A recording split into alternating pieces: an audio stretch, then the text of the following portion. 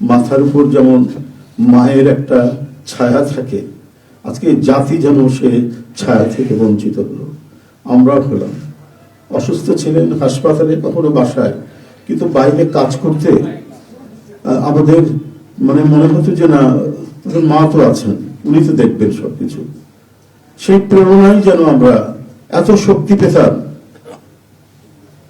যে এর ভাষা আমি পাচ্ছি না কিভাবে আপনাদের সামনে বলবো। এক সময় সেই ছাত্র জীবনে এখানে ডাক্তার শাহাবুদ্দিন ভাই আছেন, তাদের হাত ধরে ছাত্র রাজনীতিতে এসেছিলাম। এরপরে একটা দীর্ঘ জীবন যার নেতৃত্বের ছায়ায় বেড়ে ওঠা, তিনি এত তাড়াতাড়ি চলে যাবেন, এরপরে বড় বেদনার এই শোক এবং এই সংকট কাটিয়ে ওঠা খুব মুশকিল। এই ক্ষতি কাটিয়ে ওঠা জাতির জন্য খুব মুশকিল। এত নিপীড়ন সহ্য করে, এত চোখের সামনে সন্তানের লাশ দেখে শুধুমাত্র দেশ এবং মানুষ এবং গণতন্ত্রের জন্য কি অটুট বড়বল দিয়ে তিনি টিকে থেকেছেন দলীয় কার্যালয়ের মধ্যে বিভিন্ন ভাবে। তারপরেও কখনো তার চোখে মুখে কোথাও তিনি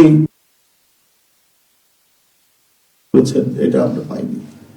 আজ তিনি পৃথিবী থেকে চলে গেলেন, আমরা তার আত্মার মাগফিরাত কামনা করছি। সারা দেশ এবং সারা বিশ্ব এই নিপীড়িত মজলুম নেত্রী তার জন্য গভীর শোক জানাচ্ছে। উপস্থিত সাংবাদিক বৃন্দ, গণতন্ত্রের মা, বারবার হারানো গণতন্ত্র পুনরুদ্ধারে অবিসংবাদিত নেত্রী, মানুষের নাগরিক স্বাধীনতা, বাক ব্যক্তি স্বাধীনতা রক্ষার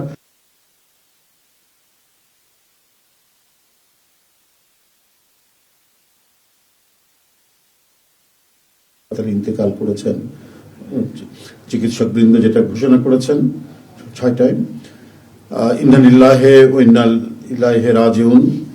বাংলাদেশ জাতীয়তাবাদী দল বিএনপি এই হৃদয় বিদারক এবং মর্মস্পর্শী মৃত্যুতে গভীর শোক ও দুঃখ প্রকাশ করছে।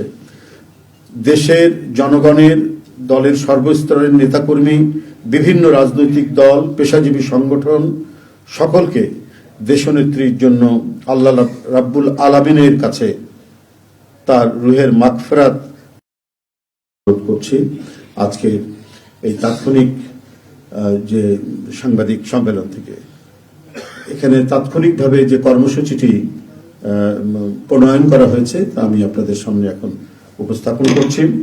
কর্মসূচি: দেশনেত্রী বেগম খালেদা জিয়া আমাদের মাঝে নাই, পৃথিবী থেকে তিনি চলে গেছেন। তার মৃত্যুতে 7 দিন ব্যাপী বাংলাদেশ জাতীয়তাবাদী দল বিএনপি শোক পালন করবে।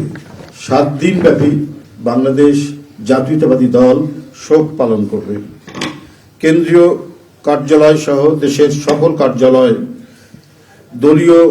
সকল দলীয় কার্যালয়ে 7 দিন ব্যাপী কালো পতাকা উত্তোলন করা হবে। 7 দিন ব্যাপী কালো পতাকা উত্তোলন করা হবে।